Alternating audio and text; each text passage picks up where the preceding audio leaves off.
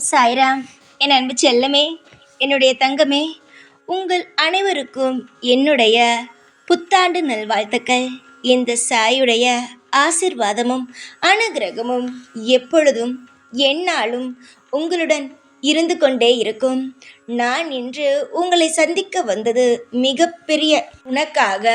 இந்த புத்தாண்டு காலையில் நான் உனக்கு புத்தாண்டு பணத்தை அள்ளி கொடுக்க வந்துவிட்டேன் என்னுடைய தங்கமே.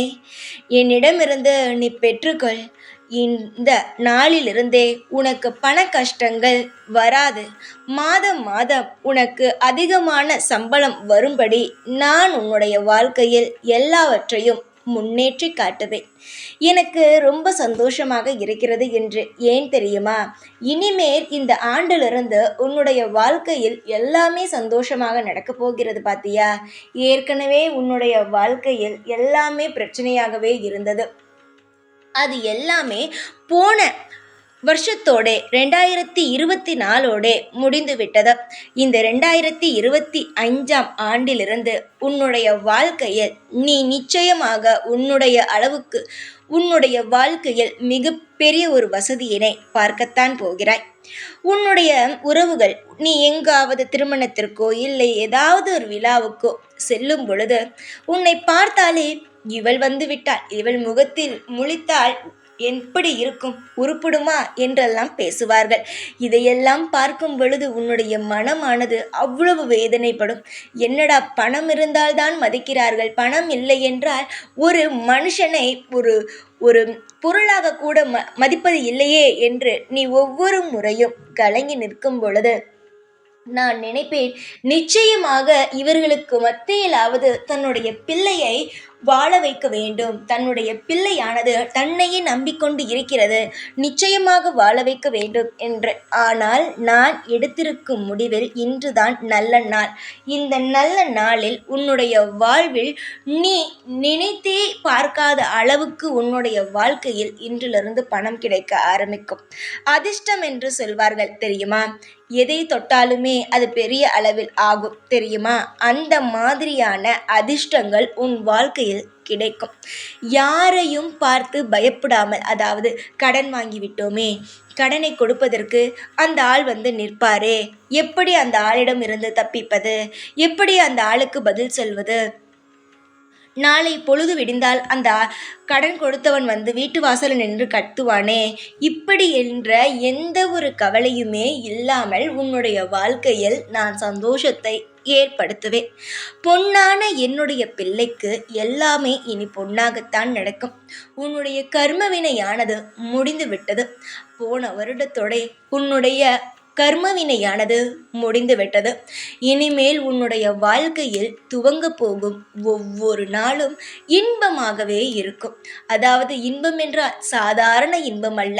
எப்படி இருக்கும் என்று சொல்கிறேன், கேட்டுப்பார். அதாவது நான் நினைத்தால் ஒரு நாட்களுக்குள்ளேயே எல்லாம் மாற்றலாம். ஆனால் அப்படி கொடுத்தால் அதனுடைய அருமை தெரியாது. இத்தனை நாள் கஷ்டப்பட்டு விட்டாய், அதனால் இந்த வருஷத்திற்குள்ளேயே நான் சொல்லும் ஒவ்வொரு விஷயங்களும் உன்னுடைய வாழ்க்கையில் நடக்கும். பார்க்கிறியா? என்னென்ன விஷயங்கள் என்றால், உன்னுடைய வாழ்க்கையில் வீடு என்னும் ஒரு மிக மிக பெரிய கனவானது உனக்கு கிடைக்கும். கடன் வாங்கியது அடைபடும். முக்கியமாகவே உன்னுடைய வாழ்க்கையில் தடைப்பட்டு கொண்டு இருக்கும் சுப காரியங்களானது நடக்க ஆரம்பிக்கும். உன்னுடைய மிகப்பெரிய கனவே எது தெரியுமா? நீ வீடு கட்ட வேண்டும். வீடு கட்டி அதில் உன்னுடைய வீட்டில் இருப்பவர்களுக்கு சுப நிகழ்ச்சி நடத்த வேண்டும். இதுதான் உன்னுடைய ஆசையே. அந்த ஆசை நிறைவேறும். வாகனங்கள் நிச்சயமாக நீ வாங்குவாய். வாகனங்கள் உன்னுடைய பெயரிலேயே வாகனங்களை வாங்குவாய். நிறைய நகைகளும் பணங்களும் சேர ஆரம்பிக்கும். என்னை நம்பி வந்த உங்கள் அனைவருக்குமே நான் என்றுமே எல்லா விஷயத்தையும் செய்து தருவேன்.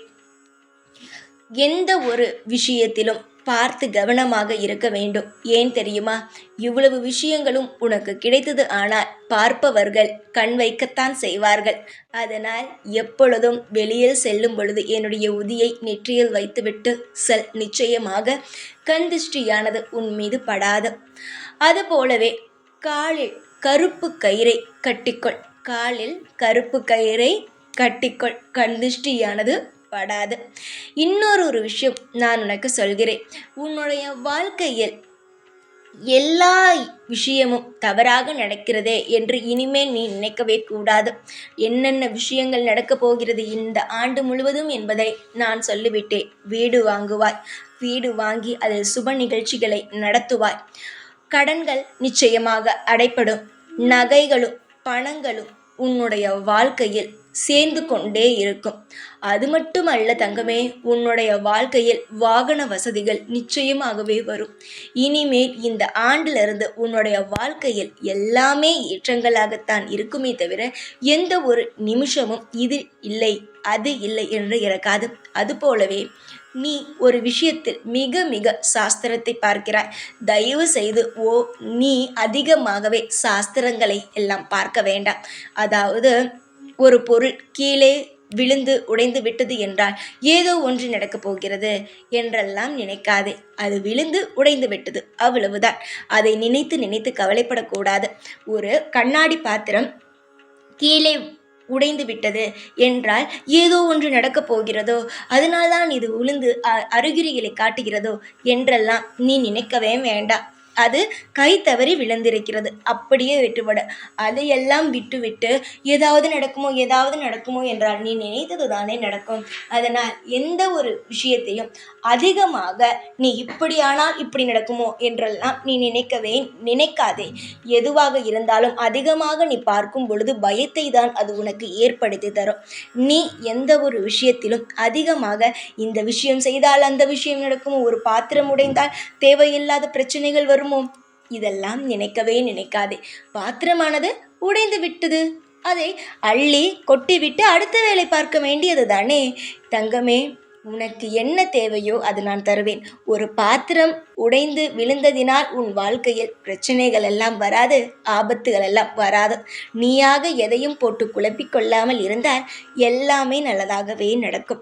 நீ ஒவ்வொரு விஷயத்தையும் யோசிக்கத்தான் அந்த விஷயங்கள் ஆனது நடக்க ஆரம்பிக்கிறது. நீ நினைத்து பார், இந்த ஆண்டிலிருந்து எல்லாம் நல்லதாகத்தான் நடக்கும் என்று. இந்த ஆண்டு முழுவதும் எவ்வளவு பெரிய சந்தோஷமும் எவ்வளவு பெரிய யோகமும் உனக்கு கிடைக்கப் போகிறது என்று நீயே பார்த்து வியப்பாய். அதிகமாக யோசனை செய்யவே வேண்டாம். அதுவும் முக்கியமாக தவறான விஷயங்களை அதிகமாக பயப்படவும் வேண்டாம். நாட்களானது மிக மிக வேகமாக ஓடிக்கொண்டு தான் இருக்கிறது. அதில் உன்னுடைய கவலையும் வேகமாக ஓடிவிடும். இப்பொழுதுதான் உனக்கு தோன்றும் அல்லவா, 2024 வந்தது போல இருந்தது, அதற்குள்ளேயே 2025 வந்துவிட்டது. நாட்களானது எவ்வளவு வேகமாக ஓடிவிட்டது. இந்த ஒரு வருஷத்தில் எத்தனை பிரச்சனைகள் எத்தனை சந்தோஷங்களை அனுபவித்து விட்டோம். இந்த நாள் ஓடியதே தெரியவே இல்லையே என்று நீ நினைப்பது எனக்கு நன்றாகவே புரிகிறது. அதுபோலவே ஒவ்வொரு வருஷங்களும் உனக்கு நல்லபடியாக ஓடும். அதுவும் இனி இந்த நாள் இன்றிலிருந்து 2025 உன்னுடைய வாழ்க்கையில் ஓடப்போகும் அனைத்து நாட்களும் உனக்கு ஏற்றங்களை தரக்கூடிய நாட்களாக மட்டும்தான் இருக்கும். ஆனால் இந்த ஒரு விஷயத்தை நீ ஞாபகம் வைத்துக்கொள். சந்திராஷ்டம நாளில் மட்டுமே நீ எந்த ஒரு புது காரியத்தையும் புது நபர்களிடமும் எந்த ஒரு பெரிய ஆட்களிடமும் பேசாமல் எந்த ஒரு புது விஷயத்தையும் செய்யாமல் இருந்தால் மட்டும் போதும். சந்திராஷ்டம நாளில் மட்டும் நீ எப்பொழுதுமே எந்த புது காரியத்திலும் இறங்காமல் உன்னுடைய வாழ்க்கையில் இரு. நிச்சயமாக உன்னுடைய வாழ்வில் ஒவ்வொன்றும் நல்லதாகத்தான் நடக்கும். சில சூட்சமமான விஷயங்களை தெரிந்து கொள்ள வேண்டியதுதான். ஆனால் அதையே போட்டு யோசித்து கொண்டு இருக்கக்கூடாது. உன்னுடைய வேலை என்னவோ அது பார்த்து கொண்டு இருக்க வேண்டும். எது நல்லது எது கெட்டது, எந்த நாளில் செய்ய வேண்டும் எந்த நாளில் செய்யக்கூடாது என்பது இனிமேல் உனக்கு அப்பப்போ தெரியப்படுத்தி கொண்டே இருப்பேன். அதனால் எப்பொழுதும் நான் வந்தால் உடனடியாக காதில் வாங்கு நான் என்ன சொல்கிறேன் என்பதை. உனக்கு சம்பந்தம் இல்லாமல் எந்த ஒரு விஷயத்தையும் உன் காதில் வந்து நான் சேர்க்க மாட்டேன். உனக்கு சம்பந்தமான விஷயம் வரும் பொழுதுதான், நான் சொல்ல வரும் பொழுதுதான் உன் முன் வந்து நான் நிற்பேன். என்னுடைய அன்பான தங்கமே, இனிமேல் உன்னுடைய வாழ்க்கையில் எந்த ஒரு விஷயத்தையும் நினைத்து நீ கவலைப்படக்கூடாது. சந்தோஷமாக இருக்க வேண்டும். இனி பிறந்திருக்கும் இந்த ஆண்டு உன்னுடைய வாழ்க்கையில் மிகப்பெரிய ஒரு வளர்ச்சியான ஆண்டாக இருக்கும். நீயே பார்த்து வியக்கும் அளவுக்கு, மற்றவர்கள் என்ன வியக்க வேண்டும், நீயே பார்த்து வியக்கும் அளவுக்கு உன்னுடைய வாழ்க்கையில் எல்லாம் சுபமாகவே நடக்கும். அதிகமாக எதையும் பற்றி யோசிக்க வேண்டாம். சந்தோஷமாக இரு. எப்பொழுதும் உன் கூடவே தான் இருப்பேன். இந்த சாய்நாத். ஓம் சாய்ராம்.